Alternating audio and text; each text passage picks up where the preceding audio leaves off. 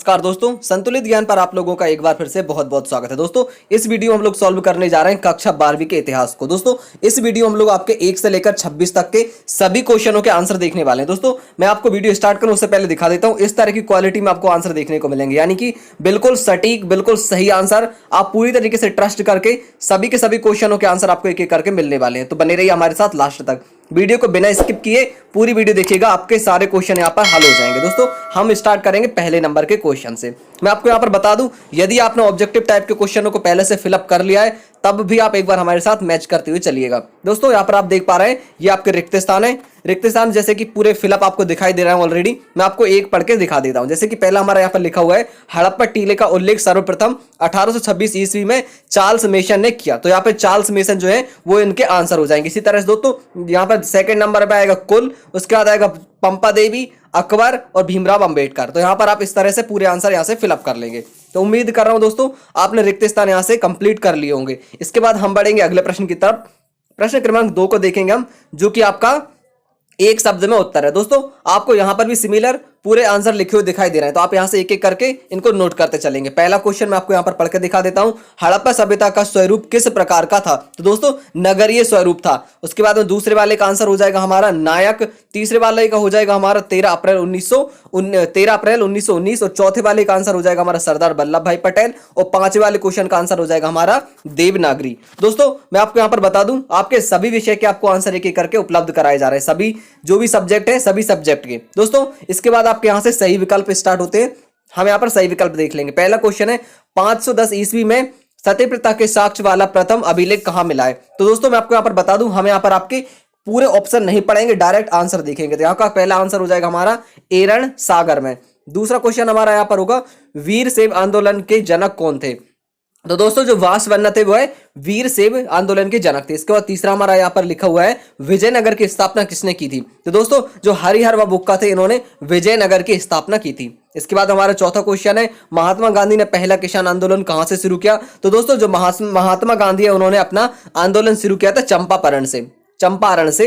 इसके बाद दोस्तों हमारा आखिरी क्वेश्चन है पांचवा, नमक सत्याग्रह किस स्थान पर प्रारंभ किया गया? तो दोस्तों जो नमक सत्याग्रह था वह हमारा सूरत से प्रारंभ किया गया था। तो दोस्तों ये आपके ऑब्जेक्टिव टाइप के क्वेश्चन थे जिनके हमने पांचों के आंसर देख लिए। आप यहां से इनको फिलअप कर लेंगे। इसके बाद हम बढ़ेंगे अगले प्रश्न की तरफ। अगला प्रश्न हमारा यहाँ पर है, सही जोड़ी मैच कीजिए। तो दोस्तों हमें यहाँ पर सही जोड़ी मिलाना है। आप यहाँ पर कॉलम आ को कॉलम बा के साथ मैच करेंगे। मैं आपको यहाँ पर दिखा देता हूं। पहला हमारा यहां पर होगा गंगाधर। तो दोस्तों जो गंगाधर है उसका हो जाएगा हमारा तक्षशिला। तो दूसरे वाले से इसको मैच कर देंगे। सेकंड वाला पढ़ेंगे हम, यहां पर लिखा हुआ है करईकाल मैयार। तो इसका दोस्तों हो जाएगा हमारा शिव भक्त। तो शिव भक्त हमारा होगा ये लास्ट वाला। इसके बाद में होगा कृष्णदेव राव। कृष्णदेव का राव का हो जाएगा तुलुब राजवंश। तो दोस्तों तुलुब राजवंश हमारा पहला वाला। इसके बाद हमारा है नाना साहेब। तो नाना साहेब का हो जाएगा हमारा कानपुर। ये आपको ऑलरेडी सामने ही लिखा दिखाई दे रहा है। इसके बाद होगा दांडी यात्रा। तो दांडी यात्रा जो थी वह 1930 से प्रारंभ की गई थी। इस तरह से दोस्तों ये आपके सही जोड़ी यहाँ पर कंप्लीट हो जाएंगे। इसके बाद हम बढ़ेंगे अगले प्रश्न की तरफ।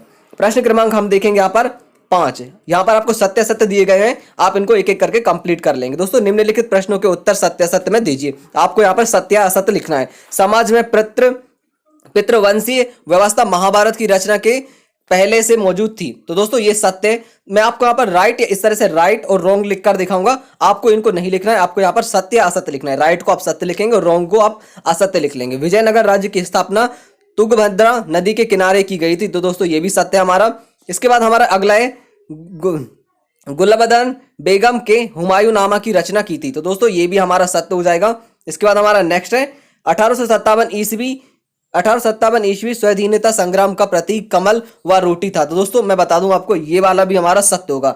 महात्मा गांधी संविधान सभा के सदस्य थे, ये गलत हो जाएगा। जो महात्मा गांधी थे वह संविधान सभा के सदस्य नहीं थे, यानी कि आपके ऊपर के चारों आंसर सत्य रहेंगे और लास्ट का आपका असत्य रहेगा। दोस्तों इसके बाद होते हैं हमारे आंसर स्टार्ट। आप यहां पर देख पा रहे हैं बाट से क्या अभिप्राय है? तो दोस्तों बाट से अभिप्राय है रास्ता, मार्ग, तराजू व चीजें तोलने का, खटवरा और बट्टा।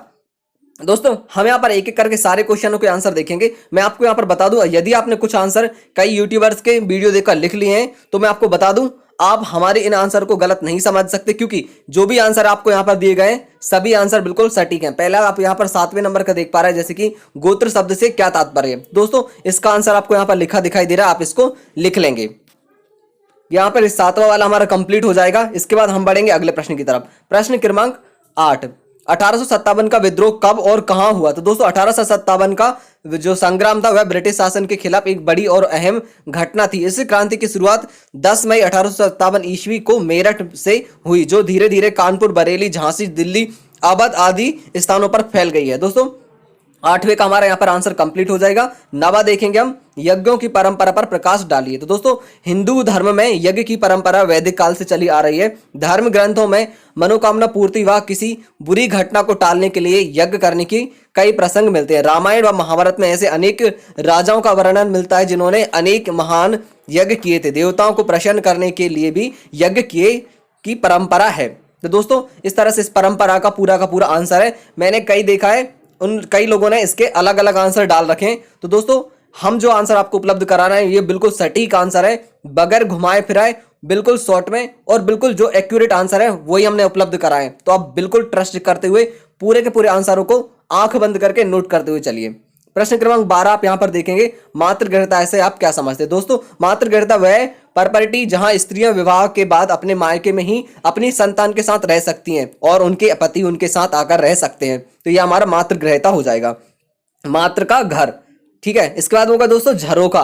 दोस्तों यहां पर इसका आंसर लिखा हुआ है, झरोखा दर्शन सार्वजनिक दर्शकों को संबोधित करने का एक दैनिक अभ्यास था। दर्शन बालकली में झरोखा भारत के में मध्यकालीन राजाओं के किलों और महलों पर यह जनता के साथ आमने सामने संवाद का एक आवश्यक और प्रत्यक्ष तरीका था, और यह एक अभ्यास था जिसे लोगों ने अपनाया। तो मैं आपको बता दूं, हम आजकल जिसे बालकनी कहते हैं, घोक कहते हैं, यहाँ पर छत भी कहते हैं। तो दोस्तों इनको यहाँ पर पहले झरोखा कहा जाता था, जो राजा महाराजाओं के किलों में आपको देखने को मिलती थी। अक्सर क्या होता था, राजा महाराजा यहाँ से जो प्रजा रहती थी उससे संवाद करते थे, उनसे बातचीत करने के लिए वह झरोखों का इस्तेमाल करते थे। दोस्तों रॉलेट एक्ट पर संक्षिप्त टिप्पणी लिखिए। हमें यहाँ पर इस पर संक्षिप्त टिप्पणी लिखना है, विस्तृत टिप्पणी नहीं लिखना है। मैंने देखा है कई लोगों ने बहुत ही लेंदी आंसर दिए। मैंने जो आंसर आपको उपलब्ध कराया ये बिल्कुल एक्यूरेट और सटीक आंसर है, आप इसको यहाँ से अच्छे से नोट कर लेंगे। दोस्तों आप इतना लिखने के पश्चात मैं वीडियो को स्क्रॉल कर दूंगा तो आप बाकी का बचा हुआ आंसर यहां से कंप्लीट कर लेंगे। ये आपका आंसर यहां पर कंप्लीट हो जाता है। दोस्तों वीडियो को हम आगे बढ़ाएं उससे पहले मेरी आपसे रिक्वेस्ट है, यदि आपने अब तक चैनल को सब्सक्राइब नहीं किया है तो जरूर कर लें, क्योंकि आपके बाकी के सभी विषयों के आंसर आपको उपलब्ध कराए जा रहे हैं। कुछ विषयों के आंसर हम उपलब्ध करा चुके हैं, जिसे आप संतुलित ज्ञान पर देख सकते हैं, और बाकी के आंसर आपको एक एक करके उपलब्ध कराए जा रहे हैं। दोस्तों आपको नेक्स्ट किस वीडियो चाहिए, यानी किस विषय के लिए आपको आंसर चाहिए, आप मुझे कमेंट कर दीजिए। नेक्स्ट वीडियो जो रहेगी वो हम आपके उसी सब्जेक्ट को लेकर बना लेंगे। सिंधु सभ्यता की नगर योजना पर प्रकाश डालिए। दोस्तों यह इसकी नगर योजना है। ये चूंकि अधिक मार्क्स का नंबर है तो यहां पर इसका जो आंसर है वो भी थोड़ा सा लेंदी हो जाएगा। पहले आप इतना लिख लेंगे, इसके बाद हम दोस्तों थोड़ा सा और स्क्रॉल करेंगे, जिसके बाद आप पूरा आंसर यहां पर नोट कर लेंगे। तो यहां पर आंसर कहां तक लिखा आपने कि नालियों से ढकी होती थी को गंदा पानी नहीं इन्हीं नालियों से बाहर निकलता था। दोस्तों ये यहां पर इसका कंप्लीट हो जाएगा आंसर। तो ये आपका ये वाला आंसर यहां पर कंप्लीट होता है। इसके बाद दोस्तों हम बढ़ेंगे अगले प्रश्न की तरफ।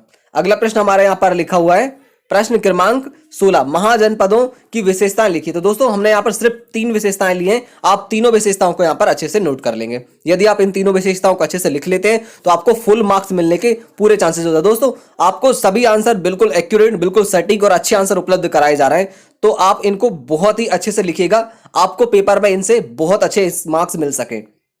यहां पर कंप्लीट हो जाता है, ये तीसरा वाला पॉइंट भी यहां पर हमारा कंप्लीट हो जाएगा। इसके बाद हम बढ़ेंगे नेक्स्ट क्वेश्चन की तरफ। स्पष्ट कीजिए कि विशिष्ट परिवारों से पितृवंशिता क्यों महत्वपूर्ण रही होगी। तो दोस्तों इसका आंसर हमारा यहां पर ये रहेगा, आप इस आंसर को अच्छे से यहां पर लिख लेंगे। वंश परंपरा को चलाने के लिए धर्म सूत्रों के अनुसार वंश को पुत्र ही आगे बढ़ाते हैं, पुत्रियां नहीं। इसलिए प्रायः सभी परिवारों में उत्तम पुत्रों की प्राप्ति की कामना की जाती है। उत्तराधिकारी संबंधी प्रांगणों से बचने हेतु माता पिता नहीं चाहते थे कि उनकी मृत्यु के बाद उत्तराधिकारी के लिए कोई झगड़ा हो। राज परिवारों के संबंध में उत्तराधिकारी की राजगद्दी भी शामिल थी, जहां राजा की मृत्यु के बाद उसको ज्येष्ठ पुत्र राजगद्दी का उत्तराधिकारी होता था। लगभग सभी राजवंश और परिवार 6वीं शताब्दी ईस्वी पूर्व से ही पुत्र वंशिता का अनुसरण करते आ रहे हैं। दोस्तों तो ये आपका पुत्र वंशिता का आंसर हो जाएगा, आप यहां से इसको अच्छे से लिख लेंगे। इसके बाद दोस्तों हम बढ़ेंगे अगले प्रश्न की तरफ। सूफी संत सूफी मत के मुख्य धार्मिक विश्वासों और आचारों की मुख्य संक्षिप्त व्याख्या कीजिए। तो दोस्तों पहले आप यहां से इस डेफिनेशन को लिख लेंगे। सूफी मत के मुख्य धार्मिक विश्वास और आधार इस्लाम के अंतर्गत रहस्यवादियों का उदय हुआ। इस तरह से आप इसको पूरा आंसर लिख लेंगे। ये आपका छोटा सा आंसर है, आप इसको नोट कर लीजिए। इसके बाद हम बढ़ेंगे अगले क्वेश्चन की तरफ। विजयनगर शासकों ने वर्षा जल संग्रह के लिए कौन से कार्य किए? तो दोस्तों कुछ कार्य यहाँ पर लिखे हुए हैं, आप इनको लिख लेंगे। पहले आप यहाँ पे हेडिंग डालेंगे, आपको जो हेडिंग दिखाई दे रहा है इस हेडिंग को यहाँ पर लिख लेंगे रेड कलर में। उसके बाद में दोस्तों आपको यहाँ पर 4 पॉइंट दिखा रहा है, आप पहले इन चारों पॉइंट्स को नोट कर लेंगे। विजयनगर का क्षेत्र एक शुष्क क्षेत्र है, इसकी जल आवश्यकता तुंगभद्रा नदी पूरी करती है। यह नदी एक प्राकृतिक कुंड का निर्माण करती है। इस तरह से आप यहाँ पे चारों पॉइंट नोट कर लेंगे। इसके बाद दोस्तों 5वां पॉइंट आपको यहाँ पर दिखाई दे रहा है, 5वां पॉइंट भी आप यहाँ से लिख लेंगे। हम बढ़ेंगे इसके बाद में प्रश्न क्रमांक 20 की तरफ। अंग्रेजों ने विद्रोह को कुचलने के लिए क्या कदम उठाए? तो दोस्तों यहाँ पर कुछ कदम दिखाई दे रहा है, जैसे कि पहला पॉइंट यहाँ पर आप पॉइंट डालकर लिखेंगे। यहाँ पर पॉइंट नहीं लिखा है तो पहला पॉइंट आप यहाँ पर लिख लेंगे। दिल्ली को कब्जे में लाने की अंग्रेजों की कोशिश जून 1857 में बड़े पैमाने पर शुरू हुई, लेकिन यह मुहिम सितंबर के आखिर में जाकर पूरी हो पाई। दोनों तरफ से जमकर हमले किए गए और दोनों पक्षों को भारी नुकसान उठाना पड़ा। इसकी एक वजह यह थी कि पूरे उत्तर भारत के विद्रोह राजधानी को बचाने के लिए दिल्ली में आग जमे थे। दोस्तों दिल्ली में आके जम गए थे वहां पर, तो ठीक है। इसके बाद में दूसरा पॉइंट, तीसरा पॉइंट और चौथा पॉइंट, आप चारों पॉइंट को यहां से लिख लेंगे। पहले 5वां भी मैं आपको यहां पर दिखा दूंगा। उम्मीद कर रहा हूं आपने चारों पॉइंट को अच्छे से लिख लिया होगा। 5वां पॉइंट आपका ये लिखा हुआ है, आप यहां से लिख लेंगे। दोस्तों यहां पर आपका ये वाला क्वेश्चन कंप्लीट होता है। इसके बाद हमारा नेक्स्ट है प्रश्न क्रमांक 22। दोस्तों उद्देश्य प्रस्ताव के किन आदर्शों पर जोर दिया जा गया था? तो दोस्तों ये आपका आंसर लिखा है, आप यहां से इसको भी नोट कर लेंगे। दोस्तों वीडियो को फिर आगे बढ़ाएं हम, उससे पहले मैं आपसे फिर से रिक्वेस्ट करना चाहूंगा, आपने वीडियो को लाइक नहीं किया तो प्लीज वीडियो को लाइक कर दें। इसके साथ चैनल को तो जरूर सब्सक्राइब कर लें और बगल में जो घंटी का निशान दिखाई दे रहा है उसको दबा कर रखें, उस पर ऑल सेट कर लें, ताकि जब नेक्स्ट वीडियो अपलोड हो आपको उसके नोटिफिकेशन मिल सके। आपके सभी विषयों के आपको आंसर उपलब्ध कराया जा रहा है। इसके साथ कोई भी बड़ा अपडेट आता है, कोई भी न्यूज रहती है, वो आपको उपलब्ध करा दी जाती है, तो जिसके चलते आप चैनल को जरूर सब्सक्राइब कर लेंगे। स्तूप क्यों और कैसे बनाए जाते हैं? तो दोस्तों स्तूप बौद्ध धर्म के अनुयायियों के पूजनीय स्थल है। यहाँ को क्यों और कैसे बनाए गए इसका वर्णन निम्न प्रकार से है। पहले लिखा हुआ है स्तूप क्यों बनाए गए, तो ये दोस्तों इसका आंसर हो जाएगा स्तूप का शाब्दिक अर्थ टीला है। ऐसे टीले जिनमें महात्मा बुद्ध के अवशेष जैसे उनकी अस्थियां, दांत, नाखून इत्यादि या उनके द्वारा प्रयोग हुए सामान को गाड़ दिया गया था, बौद्ध स्तूप कहलाते हैं। ये बौद्धिक के लिए पवित्र स्थल थे। दोस्तों पहले आप ये क्यों बनाए गए इतना नोट कर लेंगे, आपको क्यों और कैसे बताना था, तो क्यों वाले का आंसर यहां पर हो जाएगा। उसके बाद आपका ये क्यों का ही आंसर चल रहा है, इतना लंबा आंसर इसका, आप यहां तक पूरा कंप्लीट कर लेंगे। इसको लिखने के बाद कैसे बनाए गए, तो उसका आंसर भी आपको यहां पर दिखाई दे रहा है, ये लिख लेंगे आप। दोस्तों आपको आंसर बहुत ही अच्छी क्वालिटी में सभी के सभी आंसर बिल्कुल सही उपलब्ध कराए गए हैं, तो आप वीडियो को जरूर लाइक करें और वीडियो को दोस्तों के साथ शेयर भी करें। दोस्तों गुरु नानक देव के मुख्य उपदेशों का वर्णन, इन उपदेशों का किस तरह संप्रेषण हुआ। तो दोस्तों इनके उपदेश पहले आप लिख लेंगे। यहाँ पर 4 उपदेश आपको दिखाई दे रहे हैं, पहले आप इन चारों को लिख लेंगे, उसके बाद इनके बाकी के उपदेश भी मैं आपको दिखा देता हूं। दोस्तों उम्मीद कर रहा हूं मैं आपने इन चारों को लिख लिया होगा। इसके बाद हम देखते हैं 5वां होगा ईमानदारी और मेहनत कर आदर पूर्ति करनी चाहिए। बुरा कार्य करने के बारे में ना सोचे ना किसी को सताएं। सदैव प्रसन्न रहना चाहिए। ईश्वर से सदा अपने लिए क्षमा मांगनी चाहिए।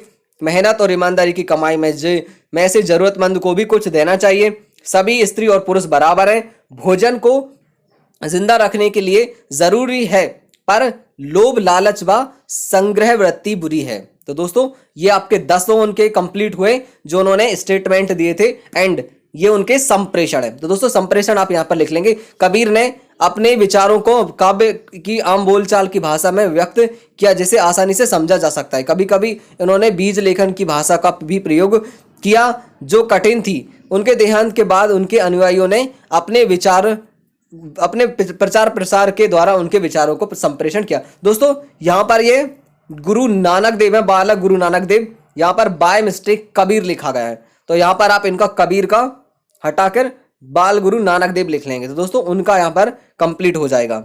इसके बाद दोस्तों हम बढ़ेंगे अगले प्रश्न की तरफ। अगला प्रश्न हमारा यहाँ पर है मुगल बादशाह द्वारा इतिव्रत क्यों तैयार किए गए। तो दोस्तों मुगल शासकों ने अपना राजवंश का इतिव्रत दरबारी साहित्यकारों द्वारा लिखवाया। इसका आप यहाँ से आंसर लिख लेंगे। इतना लिखने के पश्चात दोस्तों मैं फिर वीडियो को स्क्रॉल कर देता हूं, बाकी का आंसर आप यहां से कंप्लीट कर लेंगे। दोस्तों ये आंसर इतना आपका हुआ। इसके बाद थोड़ा सा आंसर और है, उसको भी मैं आपको स्क्रॉल कर दूंगा तो वो भी लिख लेंगे। ये यहाँ पर इसका कंप्लीट होता है, दरबारी इतिहासकार। दोस्तों यहाँ पर आपका ये वाला कंप्लीट हो जाएगा। इसके बाद हमारा क्वेश्चन है नंबर है 25, लास्ट को सेकंड लास्ट क्वेश्चन हमारा ये, नमक कानून स्वतंत्रता संग्राम का महत्वपूर्ण मुद्दा क्यों बन गया, उसका आंसर आपको यहाँ पर लिख लेना है। दोस्तों यहाँ पर आपको उत्तर डबल बार लिखा दिखाई दे रहा है, आप इसको एक बार लिख लेंगे, यहाँ पर ये आपका आंसर कंप्लीट हो जाएगा। इसके बाद दोस्तों प्रश्न क्रमांक 6, यहाँ पर लिखा हुआ है दिए गए मानचित्र में 1857 की क्रांति के प्रमुख केंद्रों को दर्शाइए। तो दोस्तों ये आपका डायग्राम है और इसका नीचे सॉल्यूशन है। झांसी कहाँ लिखना है आपको, मेरठ कहाँ लिखना है, कानपुर, जबलपुर और ग्वालियर। आप इस तरह से डॉट का प्रयोग करेंगे और इन आंसर को यहाँ पर कंप्लीट कर लेंगे। तो दोस्तों यहाँ पर आपका जो इतिहास का पेपर था पूरा कंप्लीट हुआ। इसी क्वालिटी में आपको इसी तरह के आप देख पा रहे हैं आंसर आपको बाकी के विषय के भी उपलब्ध कराए जा रहे हैं, जिसके लिए आप क्या करेंगे, चैनल को जरूर सब्सक्राइब कर लेंगे ताकि आपको सभी आंसर बहुत अच्छी क्वालिटी में बिल्कुल सटीक मिल सकें। दोस्तों वीडियो आपको कैसी लगी, वीडियो में कोई कमी नजर आई या नहीं, आप अपना सुझाव हमें दे सकते हैं। वीडियो देखने के लिए आप सभी का बहुत बहुत धन्यवाद। Thank you.